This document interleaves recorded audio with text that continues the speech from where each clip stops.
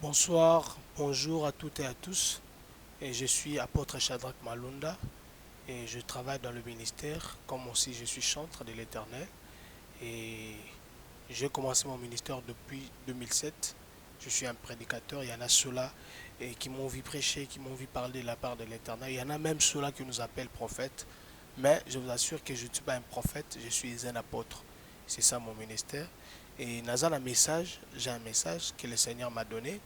Et yango nde etindinga naleka pomona bino baonso bazolanda nga e naza kosadresse na mutu oyo nzambe apesaki nga message na ye pendant ke nazalaki na sommeil na nga eza kaka mpona buzz 2 mpona koluka eloko moko te parceke nzambe azwaka soin na ngai na mawa na ye alesaka nga alatisaka nga atambusaka bisika alingi mais eza message oyo esalaki nga triste makasi mpe esalaki nga mpasi mingi koleka yango nalukaki le moyen possible ya koatteindre mokolo message oyo nazwaki te donc ça fait déjà tozokende un mois yango oyo nasali nabengaki ndeko moko apesaki nga lekechu nabengaki ye mpo accorde nga grâce ya kozwa numero ya mokolo message oyo il s'agit de la sœur Karine Mokonzi esika ozali avec tout le respect nazopesa message oyo euti pa nzambe nga nayebi yo te nayebi yo te yo mpe oyebi nga te tosolola te tomonana te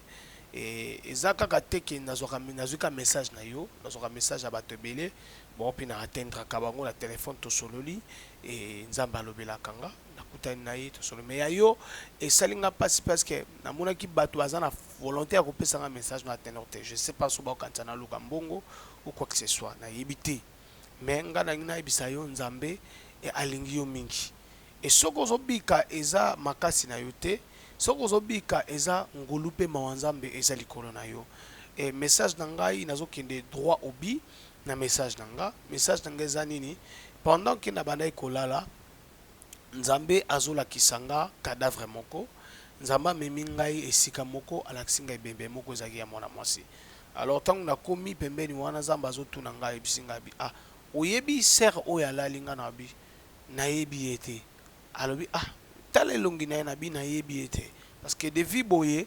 naoyebi opena te koyeba yo boye nayebi te devi mais j'ai toujours entendu parler de vous kolanda mpe bamakambo mosusu kolanda nde bato balandaka nalandaka mpenza makambo ya nini te parce que oza chroniqueuse oza journaliste mais biso toza ngambo mosusu parce que so oza na musique chrétienne mais il arrive tolandaka mpe soki ekomi tolanda mais eza vraiment tozalaka focalisé mpenza na yango te mais dino nayebi nkombo na yo nazwa grâce soki une fois ya komona namona une fois soki nazwa grâce wana ezalaki na mariage ya ndeko Henriette Kajinga namona yo une fois c'est tout wana nazalaki kobete pa frère Patrice nasweti 6 ans na frère Patrice nayembi pembeni na ye oyo azalaki kosepelisa bino mpe azosepelisa bino lelo naza pembeni na ye te mais nazo evre toujours na mosala ya nzambe message eza boye ntango nakomi pembeni ya ebembe oyo bayebisi nga oyebi Karine Mokonzi nabi nayebi ye te barapeli nga abi oyebi Karine Mokonzi na ndoto wana naza kolala naye kovanda na réflexion abi te Karine Mokonzi abi oyebi journaliste te Karine Mokonzi nabi te kombo wana nayebi yango me koyeba ye boye nayebi ye boye te me kombo wana nayokaka yango me devi boye tokokutana na yo na oyeba o te koyeba po moki moto alakisa nga réellement eza yo nalobi nayebi ye parceke nayokaka kombo na bi omoni moto alali tala moto alali eza ye oyebi mpo na nini akufi nga na bi nayebi te alobi na ngai akufi mpo na nini parce que alingaki mobali ya motu ntango alingi mobali ya motu esalaki motu wana pasi makasi mpe motu wana akendaki kokuta donc mwasi ya mobali wana azalaki homme marié mwasi ya mobali wana akotaki bisika ya mabe mpe abwakeli yo maladi ntango abwakeli yo maladi wana ekendaki kotouche partie intime na yo mpe namoni yo okufi balakisi nga ndenge okufi balakisi nga mobimba na yo mpe ndenge ozopola ça veut dire que eloko wana esimbaki bomwasi na yo mpe ebandaki kopolisa yo ti ebomi yo. Nzambe ayebisi ngo omoni ndenge akokufa. Nabi akokufa abi omoni liwa na ye ndenge ezali. Nabi namoni yebisa ye lolengi nini akokufa. Nzambe aza nzambe akanda makasi. Nzambe tomona ye ezala mutu aleki nzambe na kanda te ma sœur. Ata bato bozolanda ngai osala makambo boyeba ke nzambe anzambe akanda. So tani mukanda Naoum premier AD, bezolba que Dieu est un Dieu jaloux. Nzambe aza nzambe moko ya kanda makasi. Aza nzambe ya fureur, Bible elobi fureur. Tala degré ya fureur, na colère. Eza expression ni sur la colère, mais toi bi fureur. Eza kanda o eza mabe. Donc mokili o to tamboleza nzambe, eza ya mutute. Ndeko Karine Mokonzi. Bisika ozolanda ngai. Bisika ozali yeba nzambe aza na kanda na yo. Nazo yebisa pe na bandeli nzambe aza na kanda na yo. Mais eloko moko Ezekiel azoloba.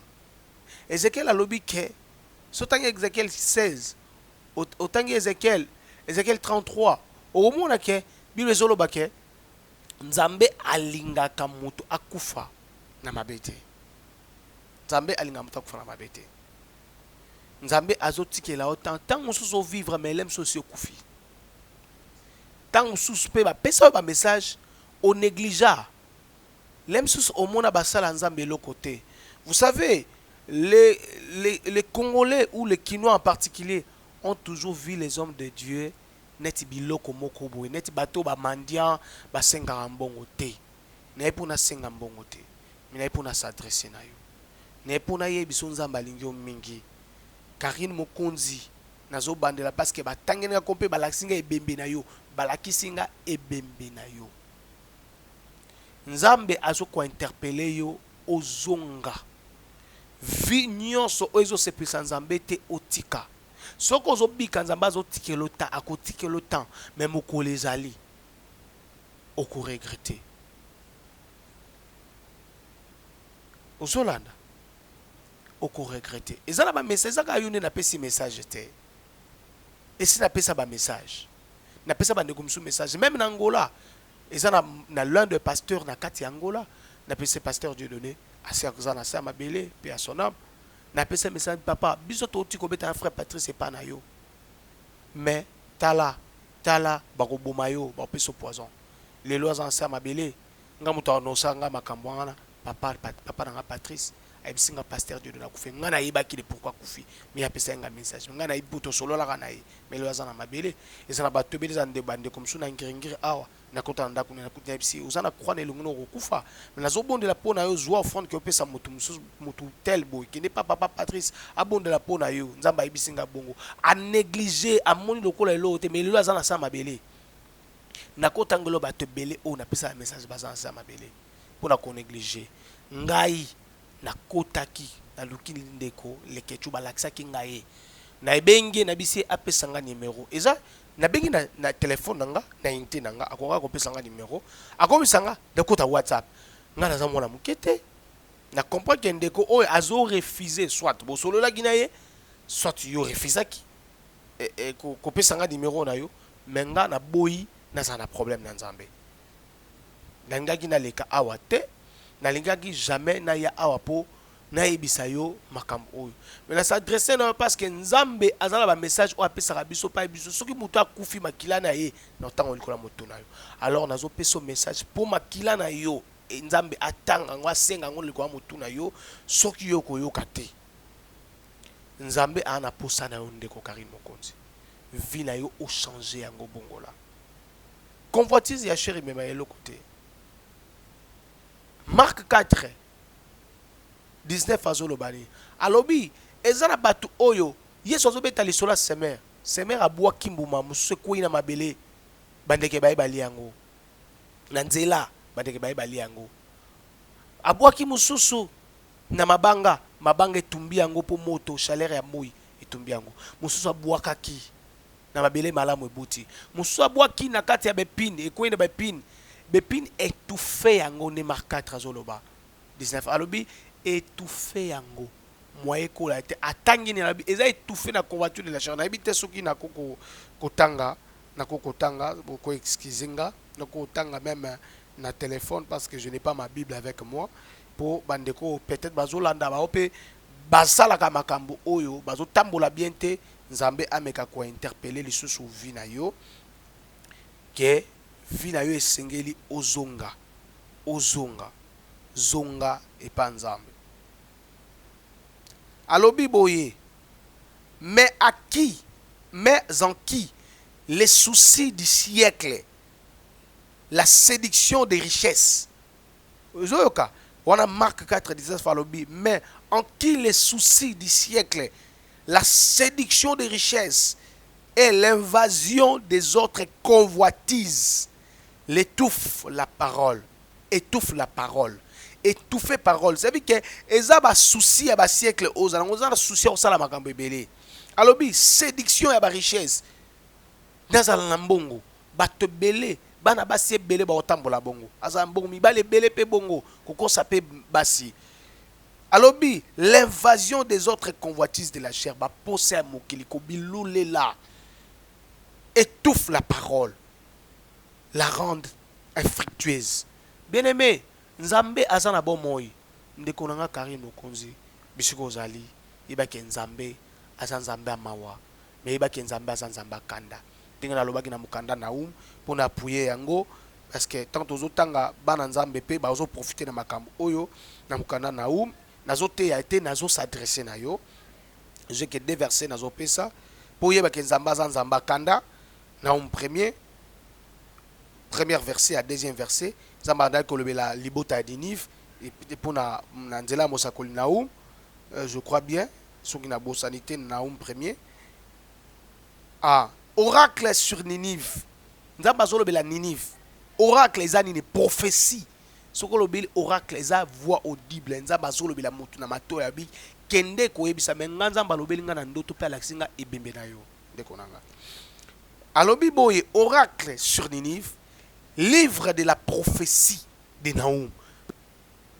Delkosh, alobi, l'Éternel est un Dieu jaloux. L'Éternel est un Dieu jaloux, il se venge. Nzambaza jaloux. Ako venger no pourquoi parce que asala que pour la gloire na ye, mais osala makambo zo pese le komote. Et il se venge. Abi, l'Éternel se venge. Il est plein de fureur. Nzambaza muta kanda ya kolega. Yo za na kanda te. Alobi, l'Éternel se venge de ses adversaires. Comme adversaire en Zambé. Pourtant, Zambazo le belé pas battu. Comme adversaire en Zambé. Alors, il garde rancune à ses ennemis. Zamba garde la rancune. Kolingate Nzambé a gardé rancune contre eux. Nzambé a gardé la rancune. Mais pour plus de détails, Soki Okulunga Oyoka Ngai Moko, numéro de contact Nangezali, plus 243 89 32 55 202 plus 243 32 55 202 donc 89 32 55 202 on a des numéros nanga à contact ba o bazolandango ba ko peso pe message peut-être olandango te ba pesa ndeko oyo Karim Mokonzi message ke nzambe azana kanda na ye nzambe azomona epi nzambe azoluka ye soko bongo na nzambe akopambola yo na kombo ya Yesu Kristo. Merci na Kilo ya Congo, chaîne une opportunité ya koleka pour na passer message na ndeko et puis na yebi ke nzambe et akosala ke tomona na lisusu vraiment merci na bino tokomona na kombo na Yesu Kristo nzambe apambola bino. Merci.